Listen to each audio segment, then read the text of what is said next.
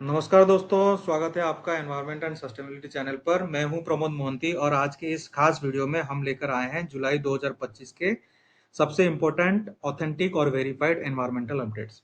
ये सारी जानकारी मैं खुद डायरेक्टली निकाली है ऑफिशियल सोर्सेज से, जैसे कि ई गैजेट ऑफ इंडिया, परिवेश पोर्टल, सीपीसीबी और कई स्टेट पोल्यूशन कंट्रोल बोर्ड के ऑफिशियल वेबसाइट से।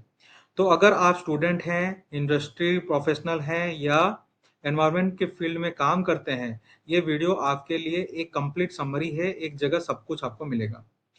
वीडियो थोड़ा लंबा हो सकती है क्योंकि 10 इंपॉर्टेंट नोटिफिकेशन है जुलाई मंथ के लिए। बट वीडियो को लास्ट तक जरूर देखिए क्योंकि एंड में आपको एक छोटा सा बोनस अपडेट भी देने वाला हूं जो इंडस्ट्री के लिए काफी यूजफुल हो सकता है। राइट। अब हम हमारे जो जितने भी पीडीएफ हैं उसके तरफ चलते हैं और डिटेल में हम समझेंगे वन टू वन हमारे टोटल 10 नोटिफिकेशन, जो मेन 10 नोटिफिकेशन आए हैं उसके बारे में। तो जो दोस्तों, जो पहला नोटिफिकेशन है वो है waste management rule 2024 non ferrous metal scrap के लिए, एंड उसका जो ईपीआर प्रोसेस लागू किया गया है उसके लिए है। Hazardous and other waste rules का सेकंड अमेंडमेंट 2024, जिसे जीएसआर 438 ई के रूप में 26 जुलाई को नोटिफाई किया गया है। ये amendment non ferrous metal scrap जैसे एल्यूमिनियम, कॉपर, जिंक और उनके एलॉयज के एक्सटेंडेड प्रोड्यूसर रेस्पॉन्सिबिलिटी यानी ईपीआर को रेगुलेट करता है। चलिए शुरू करते हैं डिटेल में लेकिन सिंपल भाषा में। राइट। तो बैकग्राउंड और नोटिफिकेशन का ऑब्जेक्टिव क्या है? इस नए अमेंडमेंट का ऑब्जेक्टिव ये है कि नॉन फेरस मेटल स्क्रैप का environmentally sound management, dispose of करना, सर्कुलर इकोनॉमी को प्रमोट करना, प्रोड्यूसर, मैन्युफैक्चरर या रिसाइकलर, रिफर्बिशर और बल्क कंज्यूमर की क्लियर रेस्पॉन्सिबिलिटी डिफाइन करना। इस नए सिस्टम के तहत EPR portal, certificate trading, refurbishing mechanism और मॉनिटरिंग फ्रेमवर्क डिफाइन किया गया है। कुछ इंपॉर्टेंट डेफिनेशन के बारे में चलिए बात करते हैं। दोस्तों, कुछ की डेफिनेशन को समझना बहुत ही जरूरी है। प्रोड्यूसर इसमें क्या होता है कि प्रोड्यूसर जो नॉन फेरस मेटल से प्रोडक्ट बनाता है या बेचता है, चाहे वो मैन्युफैक्चरिंग करे या इंपोर्ट करे। रिसाइकलर क्या होता है? जो स्क्रैप को मेल्ट और रिफाइन करके नए प्रोडक्ट बनाता है। रिफर्बिशर क्या होता है कि जो यूज्ड प्रोडक्ट को रिपेयर करके उनकी लाइफ बढ़ाता है। एंड कलेक्शन एजेंट किसे बोलते हैं? कि जो स्क्रैप को कलेक्ट करता है और रजिस्टर्ड रिसाइकलर तक पहुंचाता है। अब ईपीआर रजिस्ट्रेशन कैसे होगा? अब हर एक एंटिटी जैसे producer, recycler recycler refurbisher, collection agent, manufacturer को सीपीसीबी को पोर्टल पर रजिस्ट्रेशन करना होगा, सीपीसीबी के पोर्टल पर रजिस्ट्रेशन करना होगा। कोई भी बिना रजिस्ट्रेशन के बिजनेस नहीं कर सकता, और जो भी रजिस्टर्ड होगा उससे सिर्फ दूसरे रजिस्टर्ड एंटिटीज के साथ ही डील करना होगा। अगर कोई गलत इंफॉर्मेशन देगा तो 5 साल तक रजिस्ट्रेशन कैंसिल हो सकता है और एनवायरमेंटल कंपेंसेशन भी देना पड़ेगा। अब एक्सटेंडेड प्रोड्यूसर रेस्पॉन्सिबिलिटी ईपीआर क्या होने वाला है? अब प्रोड्यूसर की जिम्मेदारी ये है कि वो अपने प्रोडक्ट के एंड लाइफ स्क्रैप को रिसाइकल करवाए। ईपीआर टारगेट जो दिए गए हैं वो ये है कि जो फाइनेंशियल ईयर 2026 टू 27 और 27 टू 28, उसका जो रिसाइकलिंग टारगेट है वो 10% होने वाला है। 28 टू 30 वो 30% होने वाला है। 2030 टू 32 50% होने वाला है। 2032 टू 33 से ऑनवर्ड जो है वो 75% होने वाला है। अब ईपीआर सर्टिफिकेट एक रजिस्टर्ड रिसाइकलर जनरेट करेगा, जिसे प्रोड्यूसर पोर्टल के जरिए खरीद के अपना टारगेट फुलफिल करेगा। रिफर्बिशिंग मैकेनिज्म क्या होने वाला है? अगर कोई प्रोडक्ट को रिफर्बिश किया गया है तो उसका ईपीआर टारगेट प्रोड्यूसर के लिए डिफर हो जाएगा, लेकिन उसका 75% टारगेट बाद में ऐड होगा जब प्रोडक्ट का रिफर्बिश्ड लाइफ खत्म हो जाएगा। अब सर्टिफिकेट ट्रेडिंग प्लेटफॉर्म क्या रहने वाला है? प्रोड्यूसर अपने टारगेट के लिए सर्टिफिकेट खरीद सकता है, जैसे कि अपना करंट ईयर के टारगेट प्लस पिछले ईयर का पेंडिंग प्लस 10% एक्स्ट्रा। ये ट्रांजैक्शन भी पोर्टल के थ्रू होगा। प्राइसेस एनवायरमेंटल कंपेंसेशन के 30% से 100% के रेंज में फिक्स किए जाएंगे। मॉनिटरिंग और रिटर्न्स क्या होने वाला है? हर रजिस्टर्ड एंटिटी को हाफ ईयरली रिटर्न फाइल करना होगा, जैसे कि वो 31 अक्टूबर तक फाइल कर देनी चाहिए half yearly return. Annual return जो है वो 30 जून तक करनी पड़ेगी। स्क्रैप का रिकॉर्ड मेंटेन करके पोर्टल पर अपलोड करना होगा। सीपीसीबी और एसपीसीबी ऑडिट भी करेंगे इसे। अब रेस्पॉन्सिबिलिटीज और वेरियस स्टेक होल्डर क्या रहने वाला है। अब सीपीसीबी का जो रेस्पॉन्सिबिलिटी वो ये रहने वाला है कि गाइडलाइंस बनाया जाएगा, पोर्टल पोर्टल मेंटेन करेगा एंड सर्टिफिकेट वेरीफाई करेगा। स्टेट गवर्नमेंट या एसपीसीबी का जो रेस्पॉन्सिबिलिटी वो ये है कि इंडस्ट्रियल क्लस्टर में रिसाइकलिंग यूनिट्स को प्रमोट करेगा। एंड म्यूनिसिपल बॉडीज जो है वो कलेक्शन पॉइंट्स बनाने में मदद करेगा। एंड बीआई स्टैंडर्ड रिवाइज करेगा, वो भी विद इन 6 मंथ। पेनल्टी और एनवायरमेंटल कंपेंसेशन जो है, अगर कोई रूल वायोलेट करता है जैसे कि बिना रजिस्ट्रेशन, गलत इंफॉर्मेशन, ईपीआर टारगेट कंप्लीट नहीं करता, तो एनवायरमेंटल कंपेंसेशन लगेगा। अगर बाद में कंप्लायंस हो जाता है तो कुछ परसेंटेज रिफंड भी मिलेगा, लेकिन अगर 3 बार वायोलेशन हुआ तो परमानेंट रजिस्ट्रेशन कैंसिल हो जाएगा, ये ध्यान रखना।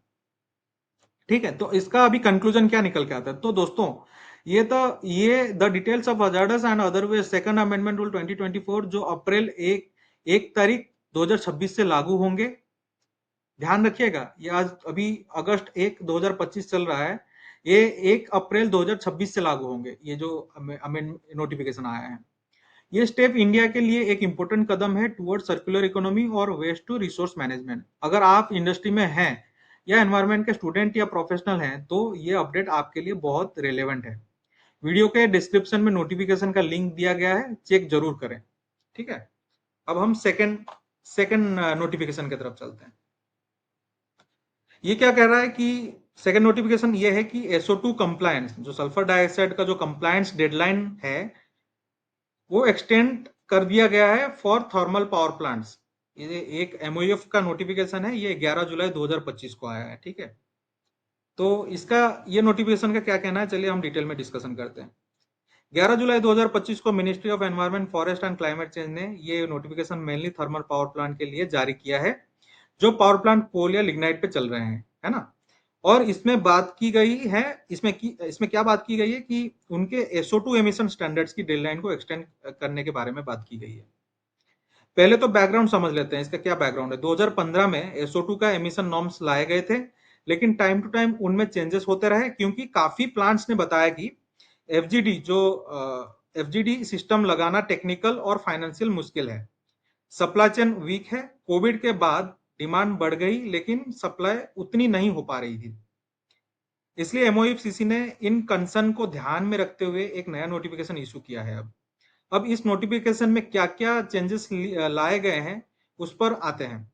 सबसे पहले सीपीसीबी के अंडर एक टास्क फोर्स बनाया गया है जो सभी थर्मल पावर प्लांट को 3 कैटेगरीज में डिवाइड करेगा, category A, category B and category C. ध्यान रखिएगा, है ना। तो कैटेगरी ए क्या बोलता है, कैटेगरी ए ये है कि जो प्लांट्स एनसीआर या डेंस पॉपुलेट सिटीज के 10 किलोमीटर के रेडियस में है। एंड कैटेगरी बी क्या बोलता है कि जो क्रिटिकली पॉल्यूटेड एरियाज के 10 किलोमीटर के रेडियस में है या पहले भी कंप्लायंस फेल किया है।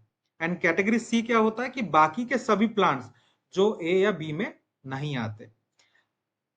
अब बात करते हैं कंप्लायंस डेडलाइंस की। ठीक है, कैटेगरी ए की डेडलाइंस थी 31 दिसंबर 2022, अगर तब तक कंप्लायंट नहीं किया तो प्लांट बंद करना पड़ेगा।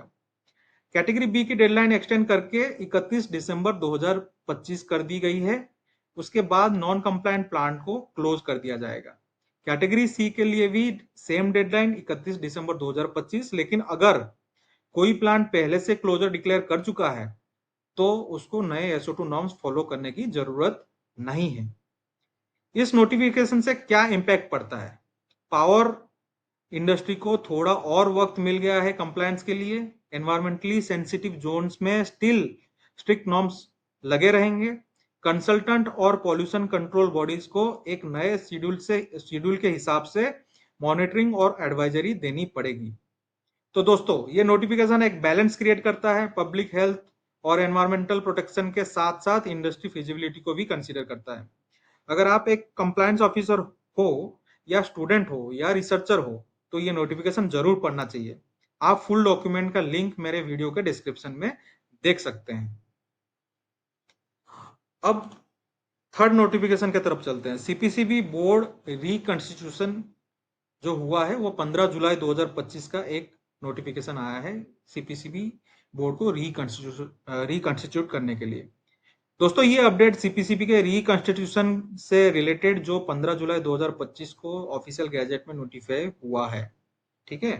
इस नोटिफिकेशन के through central pollution control board के चेयरमैन और मेंबर सेक्रेटरी के ऑफिशियल नेम चेंज किए गए हैं। श्री वीर विक्रम यादव, याद रखना ये आपको आगे भी काम आएगा, कोई अगर पूछता है तो याद रखिए नाम। श्री वीर विक्रम यादव को नया चेयरमैन बनाया गया है सीपीसीबी का, और श्री भरत कुमार शर्मा को बनाया गया है मेंबर सेक्रेटरी। ये change water prevention and control of pollution act 1974 के सेक्शन 3 और सेक्शन 5 के अंडर किया गया है। इसका इंपोर्टेंस क्या है? सीपीसीबी इंडिया की सबसे बड़ी पॉल्यूशन मॉनिटरिंग एजेंसी है। इसका लीडरशिप चेंज का असर डायरेक्टली पॉल्यूशन पॉलिसीज और एनफोर्समेंट पर पड़ता है। इंडस्ट्री और एनवायरमेंट कंसल्टेंट के लिए जानना जरूरी है ताकि नए लीडरशिप के साथ कम्युनिकेशन और कंप्लायंस क्लियर हो। वीडियो के डिस्क्रिप्शन में भी इसका नोटिफिकेशन का लिंक मैं इसका भी दे दिया है, चेक जरूर करें, है ना। अब फोर्थ नोटिफिकेशन की तरफ चलते हैं। एल्यूमिनियम इंडस्ट्री नॉर्म्स चेंज हुए हैं। एल्यूमिनियम इंडस्ट्री जो जितने हैं उनके नॉर्म्स चेंज किए गए हैं। Ministry of environment and forest द्वारा 21 जुलाई 2025, अभी मैं जितने भी डेट आपको बोल रहा हूँ ये ध्यान रखना और याद रखना। Ministry of environment and forest द्वारा 21 जुलाई 2025 को एल्यूमिनियम प्लांट्स के लिए नए पॉल्यूशन स्टैंडर्ड नोटिफाई किया गया है। इसका बैकग्राउंड क्या है? इस रूल का ड्राफ्ट पहले नवंबर 2024 में पब्लिश किया गया था, जिसमें पब्लिक एंड स्टेक होल्डर से सजेशन मांगी गई थी। पब्लिक के फीडबैक के बाद फाइनल नोटिफिकेशन अब आ चुका है। ध्यान देने वाली बात यह है कि नए पॉल्यूशन स्टैंडर्ड तुरंत लागू नहीं होंगे। इनका इम्प्लीमेंटेशन जो है वो 2 साल बाद होगा, यानी जुलाई 2027 के बाद होगा। ठीक है। ये अमेंडमेंट स्पेसिफिकली एल्यूमिनियम प्लांट्स के लिए है। दो मेजर कैटेगरीज कवर की गई है। कौन से वो कैटेगरी है? एल्यूमिना रिफाइनरी और एल्यूमिनियम स्मेल्टर। ठीक है। तो क्या एमिशन नॉर्म्स नॉर्म्स जो है वो एल्यूमिना रिफाइनरी के लिए रहने वाला है। एल्यूमिना रिफाइनरी में कुछ नए एमिशन लिमिट्स दिए गए हैं। रॉ मटेरियल हैंडलिंग के जो प्लांट हैं उनके लिए पार्टिकुलेट मैटर 150 mg पर एनएमक्यू रहेगा। कैल्सिनेशन प्लांट में पार्टिकुलेट मैटर 100 mg पर एनएमक्यू और कार्बन मोनोऑक्साइड मैक्सिमम 1% रहेगा। SO2 लेवल और stack height state pollution control board या EIA क्लियरेंस के हिसाब से डिसाइड होंगे। अब की एमिशन नॉर्म्स एल्यूमिनियम स्मेल्टर के लिए क्या बात करता है? अब जो एल्यूमिनियम स्मेल्टर जो दूसरा कैटेगरी है, उस वो जो यूनिट है उसके लिए भी कैटेगरी वाइज लिमिट्स डिफाइन की गई है। ग्रीन एनोड प्लांट का जो पार्टिकुलर मैटर है वो 100 mg पर एनएमक्यू रहेगा। एनोड बैकिंग प्लांट जो है उसका पार्टिकुलेट मैटर 50 mg पर एनएमक्यू और टोटल फ्लोराइड 0.3 kg पर मेट्रिक टन रहने वाला है। Electrolyte pot room old units के लिए पीएम जो है 50 mg पर एनएमक्यू रहेगा। न्यू यूनिट्स के लिए पीएम 30 mg पर एनएमक्यू रहेगा एंड फ्लोराइड जो है 0.8 kg पर टन रहेगा। कास्टिंग फर्नेस का जो पीएम है वो 150 mg पर एनएमक्यू रहने वाला है। एक नए पैरामीटर फोरेज फ्लोराइड भी इंक्लूड किया गया है। अब ये क्या होता है? ये मेजर करता है कि फैक्ट्री के बाहर एनवायरमेंट में कितना फ्लोराइड डिपॉजिट हो रहा है। इसके लिए अलग अलग समय के एवरेज लेवल डिफाइन किए गए हैं। जैसे 12 मिनट में एवरेज 40 ppm, 2 महीने का एवरेज 60 ppm और 1 महीने में 80 ppm तक लिमिट है। आए कुछ स्पेशल प्रोविजन के बारे में भी समझ लेते हैं। कंटिन्यूस एमिशन मॉनिटरिंग सिस्टम जो CMS है उसको लगाना होगा, और for PM and SO2 aluminium fluoride का कंजप्शन 20 kg पर टन से ज्यादा नहीं होना चाहिए। फ्यूल में 1% से कम सल्फर होना चाहिए, जैसे light diesel oil LSHS। Boiler के लिए जो रूल्स पहले से हैं वही एप्लीकेबल रहेंगे। इसका नोटिफिकेशन का कंक्लूजन क्या कहता है? तो दोस्तों ये थे नए एमिशन स्टैंडर्ड जो एल्यूमिनियम इंडस्ट्रीज के लिए मैंडेटरी होंगे जुलाई 2027 के बाद। ये नोटिफिकेशन एनवायरमेंटल सेफ्टी को ध्यान में रखते हुए डिजाइन किया गया है। आपके हिसाब से क्या स्टैंडर्ड सफिशिएंट है या और भी स्ट्रिक्ट होने चाहिए थे क्या? वीडियो के डिस्क्रिप्शन में इसका भी नोटिफिकेशन का लिंक मैं दे देता हूं, इसको चेक जरूर करना, है ना। अब चलते हैं फिफ्थ एंड सिक्स्थ। अब देखिए ये फिफ्थ वाला जो नोटिफिकेशन है, फिफ्थ और फिफ्थ ध्यान रखिए, ये फिफ्थ नोटिफिकेशन है, ये सिक्स्थ नोटिफिकेशन। फिफ्थ क्या है, पेस्टिसाइड्स के बारे में है, पेस्टिसाइड इंडस्ट्री के नॉर्म्स के बारे में है, एंड सिक्स जो है कंटामिनेटेड साइट्स के रिगार्डिंग है। अब ये जो फिफ्थ एंड सिक्स्थ नोटिफिकेशन क्या है कि 22 जुलाई 2025 के पेस्टिसाइड इंडस्ट्री के नॉर्म्स, पेस्टिसाइड इंडस्ट्री के नॉर्म्स चेंज होने वाला नोटिफिकेशन था। एंड 24 जुलाई 2025 को कंटामिनेटेड साइट रूल्स के बारे में मैंने, ये दोनों जो आप जो देख रहे हो स्क्रीन पे, ये दोनों नोटिफिकेशन का मैंने डिटेल में वीडियो बनाया है। ये आप मेरे चैनल में जाके देख सकते हैं। तो मैं इसके बारे में अभी डिस्कशन नहीं करूंगा। तो ये दोनों भी मेरे लिस्ट में इंपॉर्टेंट नोटिफिकेशन थे। अब मैं जाऊंगा सेवेंथ नोटिफिकेशन की तरफ। सेवेंथ नोटिफिकेशन क्या बोलता है, water act and air act 28 जुलाई 2025 के अंडर व्हाइट कैटेगरी के कुछ और इंडस्ट्री कैटेगरी को ऐड किया गया है। आप सबको पता होगा कुछ दिन पहले red white green blue category के इंडस्ट्री को अलग अलग क्लासिफिकेशन के हिसाब, अलग अलग कैटेगरी के हिसाब से डिफाइन किया गया था। अब ये जो नोटिफिकेशन आया है, इसमें ऐसा है कि व्हाइट कैटेगरी वो इंडस्ट्री होती है। अब जैसे ये व्हाइट कैटेगरी के लिए है सिर्फ, तो व्हाइट कैटेगरी वो इंडस्ट्री होती है जो बिल्कुल माइनर या नेग्लिजिबल पॉल्यूशन करती है। अब 29 एक्टिविटीज व्हाइट कैटेगरी में लिस्ट किए गए हैं, जैसे handloom, soap making without boiler, CFL, assembly, furniture without spray painting etcetera. इन्हें सिर्फ स्टेट पॉल्यूशन कंट्रोल बोर्ड को इन्फॉर्म करना होगा, इंटीमेशन करना होगा, समझ लीजिए इंटीमेशन करना होगा, कोई एनओसी या कंसेंट की जरूरत नहीं है। इसका मकसद है स्मॉल स्मॉल यूनिट्स को ईज ऑफ डूइंग बिजनेस देना, बिना एनवायरमेंट कंप्लायंस कंप्रोमाइज किए। ठीक है, अब हम चलेंगे एट्थ नोटिफिकेशन की तरफ। एट्थ नोटिफिकेशन क्या बोलता है कि कोल माइनिंग सेक्टर के लिए मिनिस्ट्री ऑफ एनवायरमेंट के काफी इंपोर्टेंट नोटिफिकेशन जारी किया है। ठीक है, तो आपको याद होगा 6 मई 2022 को मिनिस्ट्री ने एक सर्कुलर जारी किया था, जिसमें टर्म ऑफ रेफरेंस यानी टीओआर के लिए एक मैकेनिज्म बनाया गया था, जिसमें डिसाइड होता था कि कौन से प्रोजेक्ट डायरेक्टली स्टैंडर्ड टॉर मिल सकता है, कौन से प्रोजेक्ट को डायरेक्टली स्टैंडर्ड टॉर मिल सकता है, राइट। तो अब मिनिस्ट्री ने 25 जुलाई 2025 को एक नया ऑफिस मेमोरेंडम जारी किया है, जिसमें अंडरग्राउंड कोल माइनिंग प्रोजेक्ट के लिए इंपोर्टेंट चेंज आया है। इस नए अपडेट के तहत अब standalone underground coal mining projects को भी स्टैंडर्ड टीओआर दिया जा सकता है, बिना ईएसी में भेजे हुए। पर कुछ शर्तें हैं। वो क्या शर्तें हैं, अगर आपका प्रोजेक्ट ग्रीनफील्ड है लेकिन किसी wild life sanctuary, critical polluted area या रिवर डाइवर्जन जैसे सेंसिटिव जोन में नहीं आता, तो आपको डायरेक्टली स्टैंडर्ड टॉर मिल सकता है। अगर प्रोजेक्ट ब्राउन फील्ड में है, मतलब पुराने प्रोजेक्ट का एक्सपांशन हो रहा है और एरिया नहीं बढ़ रहा है, तो भी आप स्टैंडर्ड टॉर के लिए एलिजिबल हैं। ये पूरा प्रोसेस मिनिस्ट्री के परिवेश पोर्टल के थ्रू ऑटोमेट किया गया है, जिससे ट्रांसपेरेंसी और स्पीड दोनों बढ़ती है। तो दोस्तों, ये अमेंडमेंट कोल सेक्टर के लिए एक पॉजिटिव स्टेप है, जो क्लियरेंस प्रोसेस को आसान और तेजी से कंप्लीट करने में मदद करेगा। अगर आप माइनिंग सेक्टर में काम करते हैं, स्टूडेंट हैं या स्टेक होल्डर हैं, तो इस अपडेट को जरूर ध्यान ध्यान से पढ़िएगा। वीडियो के डिस्क्रिप्शन में इसका भी मैं लिंक दे दिया है। अब चलते हैं नाइन्थ नोटिफिकेशन की तरफ। ठीक है, नाइन्थ नोटिफिकेशन 9 जुलाई 2025 को एमओईएफ का ऑफिस मेमोरेंडम आए थे for extension of tenure of EAC for infra two and non coal mining sectors. क्या है कि मिनिस्ट्री ऑफ एनवायरमेंट ने 9 जुलाई 2022 में, है ना, जुलाई, ध्यान रखना, जुलाई 2022 में दो एक्सपर्ट अप्रेजल कमिटीज यानी ईएसीज बनाई थी। एक इंफ्रा टू सेक्टर के लिए था एंड दूसरी नॉन कोल माइनिंग सेक्टर के लिए। इनका काम था कि प्रोजेक्ट के टेक्निकल अप्रेजल करना अंडर ईआईए नोटिफिकेशन 2006 के प्रोविजंस के मुताबिक। अब मिनिस्ट्री ने डिसाइड किया है कि इन दोनों ईएसीज का टेन्योर 3 महीने के लिए एक्सटेंड किया जाएगा, या फिर जब तक नए कमिटीज रिकंस्टिट्यूट नहीं हो जाते तब तक एक्सटेंड होता रहेगा, जो भी पहले हो।